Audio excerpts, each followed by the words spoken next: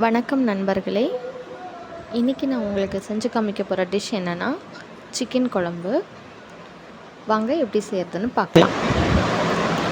முதல்ல ஒரு பேன் வச்சு அதில் நான் கடலை எண்ணெய் சேர்த்துக்கிறேன். நீங்கள் என்ன பயன்படுத்துவீங்களோ அதை சேர்த்துக்கோங்க. எண்ணெய் நல்லா சூடானதும் அது கூட 3 பட்டை, 4 லவங்கம், 2 ஏலக்காய், கொஞ்சம் சோம்பு சேர்த்துக்கோங்க.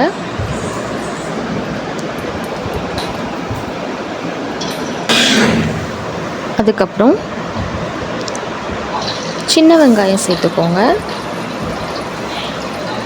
சின்ன வெங்காயம் சேர்த்துக்கிட்டிங்கன்னா இன்னும் டேஸ்ட் நல்லாயிருக்கும். இப்போது வெங்காயத்துக்கு தேவையான உப்பு மட்டும் சேர்த்துக்கலாம். அதை நல்லா வதக்கி விடுங்க. வெங்காயம் நல்லா பொன்னிறமாக வதங்குற வரைக்கும் நல்லா வதக்குங்க. வெங்காயம் வதங்கினதுக்கப்புறம் நான் 2 தக்காளி சேர்த்துருக்கேன்.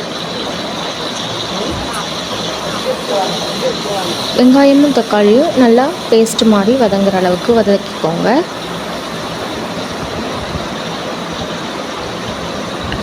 நல்லா வதங்கட்டும்.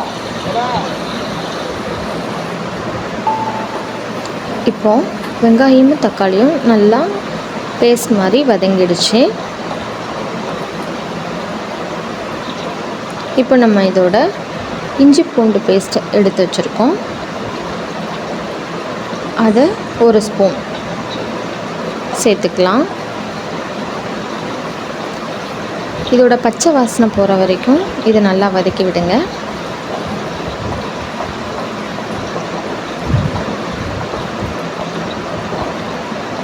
வெங்காயம், தக்காளி, இஞ்சி பூண்டு எந்த அளவுக்கு பேஸ்ட் மாதிரி வருதோ அந்த அளவுக்கு உங்களோட குழம்பு நல்ல டேஸ்ட்டாக இருக்கும்.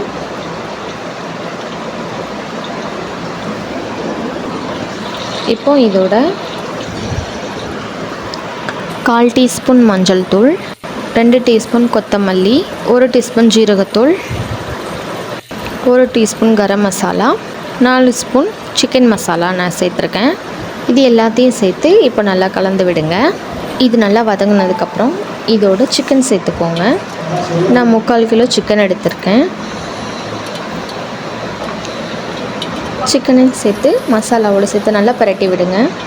இது நல்லா மிக்ஸ் ஆகட்டும்.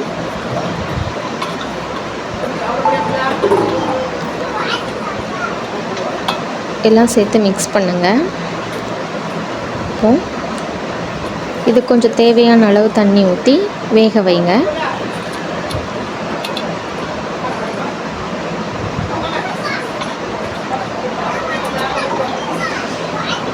சிக்கன் நல்லா வேகட்டும். இப்போது நம்ம தேங்காய் அரைச்சி எடுத்துகிட்டு வந்துடலாம். நான் 1/2 முறி தேங்காய் எடுத்திருக்கேன். தேங்காய், கொஞ்சமாக சோம்பு, 1 ஸ்பூன் கசகசா, கொஞ்சம் முந்திரி பருப்பு நான் சேர்த்துருக்கேன். நம்ம முந்திரி பருப்பு சேர்க்கையில் இன்னும் கொஞ்சம் கிரேவி டேஸ்ட்டாக இருக்கும். எல்லாத்தையும் சேர்த்து நல்லா ஃபைன் பேஸ்ட்டாக அரைச்சி எடுத்துகிட்டு வந்துடுங்க. சிக்கன் நல்லா வெந்ததுக்கப்புறம் நம்ம அரைச்சி வச்சுருக்க தேங்காவை இந்த சிக்கனோட சேர்த்து நல்லா கொதிக்க விடுங்க. குழம்பு நல்லா கொதித்ததுக்கப்புறம் அதில் கை நிறைய கொத்தமல்லி தழை எடுத்து அதில் சேருங்க.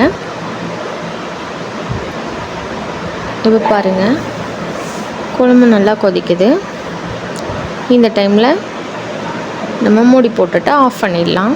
ரொம்ப சுவையான சிக்கன் குழம்பு ரெடி ஆயிடுச்சு. நீங்களும் இந்த மாதிரி செஞ்சு பாருங்கள்.